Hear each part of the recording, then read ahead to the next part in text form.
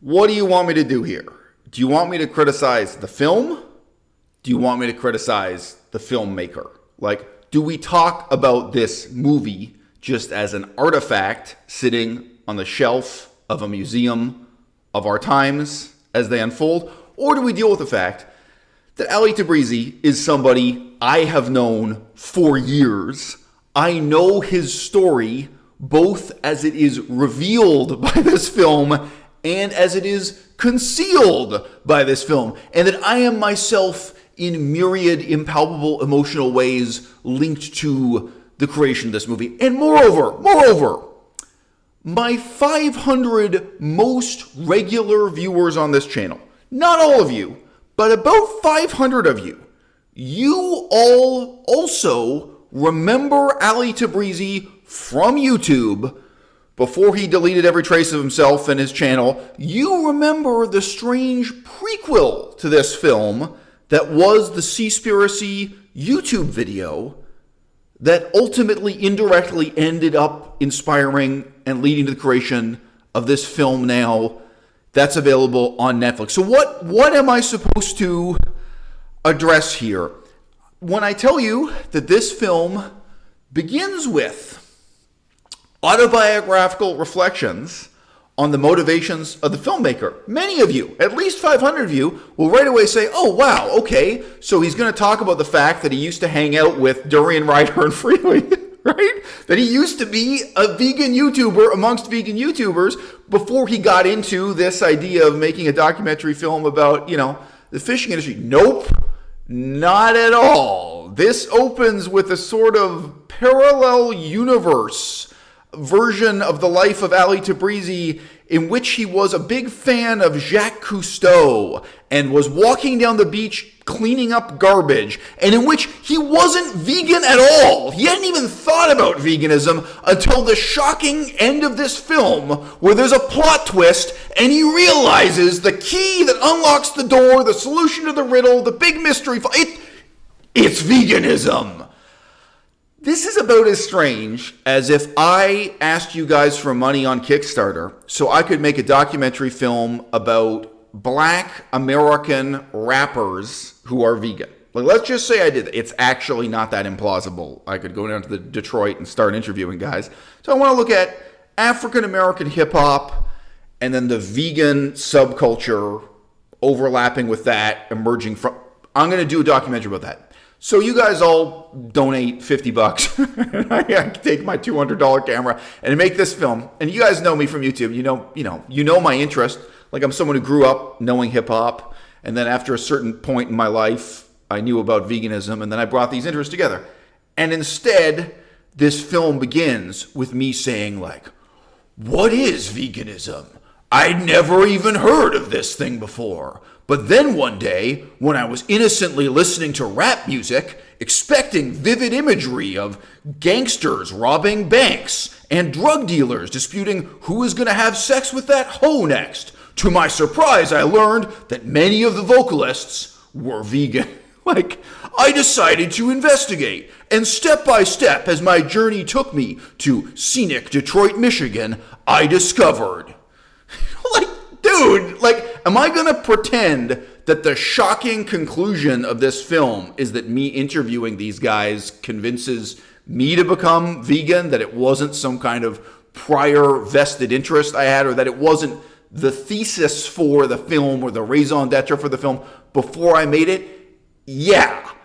Ali Tabrizi's Seaspiracy takes the very, very strange storytelling approach of completely fictionalizing the narrator, fictionalizing the genesis of the film itself, the raison d'etre for the film, and then including all of that information within the film when it really doesn't need to be there.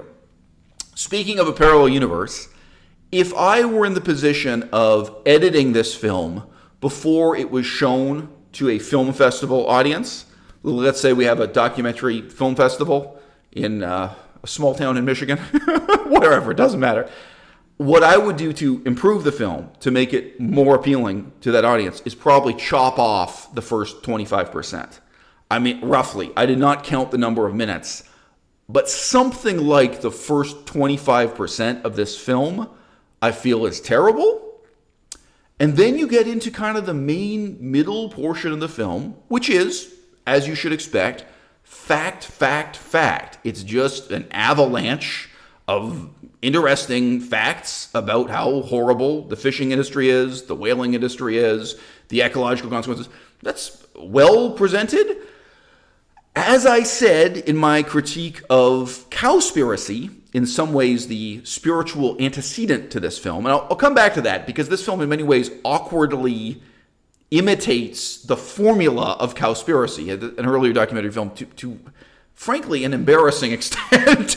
But I said about that earlier film also, if you already know this stuff, it's not going to be that interesting for you. I watched this with my girlfriend, and there were several points where she was like, oh, that's interesting, never heard about it before. And I was like, yeah, well, I've heard exactly that before. I've read articles about that already 20 years ago. So there's nothing wrong with that, except when there's something wrong with it, which is at several points I was saying, it seems as though the filmmakers never made up their minds as to what extent they were presenting this to an audience of children and to what extent they were trying to reach out to sophisticated adults.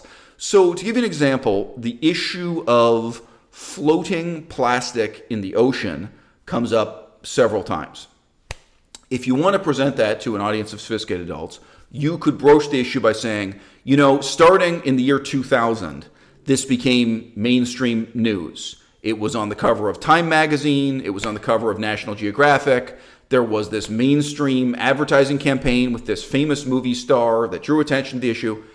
You could broach the issue as something the audience is likely to have already heard of or already ignored. Or you could even present different controversial views on it. Well, some people accept it was a big deal and some people dismiss it.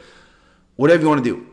And this film instead, while being completely inappropriate for children, not being a children's documentary in any way whatsoever, it talks about all these things. The majority of the issues introduced in the movie are introduced like, did you have any idea that there's floating plastic in the ocean?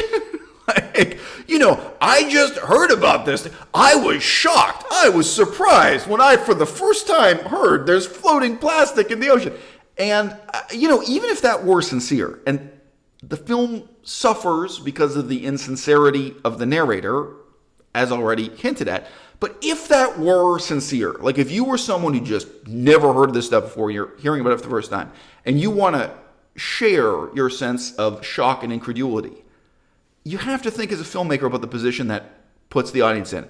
Because almost anyone who is going to click to watch this film, is going to somehow pay to see this film under whatever circumstances, there's someone who already has a pretty significant degree of ecological literacy, right? They are someone who has at least seen the stories on the cover of National Geographic and Time magazine. They have been exposed to. So, yeah, I feel that the filmmakers chose to put themselves at a really strange disadvantage in this way. Now, after that first 25% of the film, which I feel is the weakest part, and I would urge you, like, if you're watching this and you feel impatient, skip ahead, because there are some really good, enjoyable parts of the film later on. But you might not enjoy the first part. You might stop watching. You might give up on it entirely. Whereas we get a lot of first-person reflections from a very insincere, fictionalized version of the narrator in that first 25%, then in the rest of the film, there are no explanations for the very strange situations we see the filmmaker living through.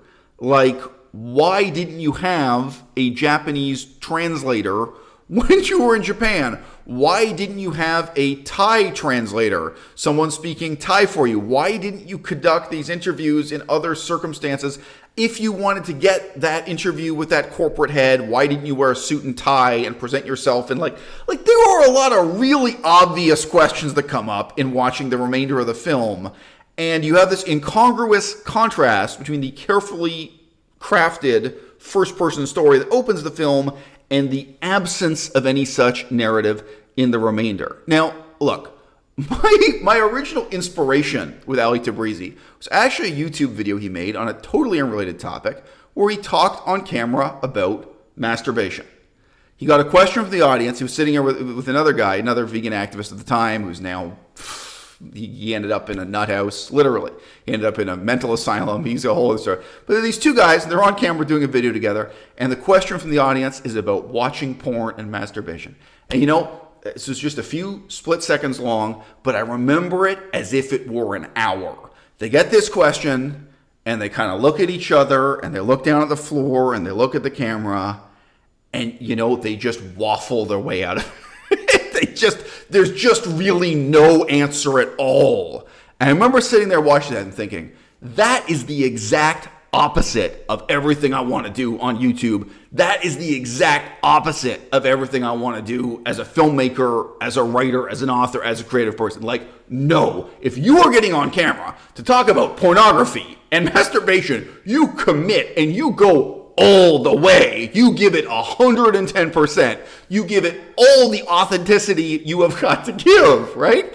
And there's got to be intensity, and there's got to be feeling, and there's got to be personal integrity, and there's got to be a sense of personal risk too, right? Like, I don't know. So Ali Tabrizi, again, in that particular sense, he got this question about masturbation porn. He just backed off. He just wasn't going to deal with it. Now, I had my own conflict with him where it was like, look, dude, this is what's happening with Durian Ryder, and we're going to court, and it was a big conflict. He was on Durian Ryder's side. A lot of you guys in my audience remember that. He just backed off of that, you could say. I didn't hear from him for a couple of years as a result. But, when I first got involved in YouTube, I had to think about it a lot. And there is risk, and there is sorrow, and there is suffering, and there is a personal cost. I mean, in some ways, my life would be easier if I just never mentioned that I'm getting divorced. If I just never mentioned that I have a daughter and that I'm struggling to have custody and visitation rights for my daughter. Like, in so many ways, socially and in terms of my employability, if I never mentioned any of my political views on any controversial subject, like, I could have come on YouTube and I could have done fundraising to open my own vegan petting zoo, animal sanctuary, and people would have supported. There was a way to play this game to win. And I had to decide early on, no, what I'm committed to is my own sense of personal integrity.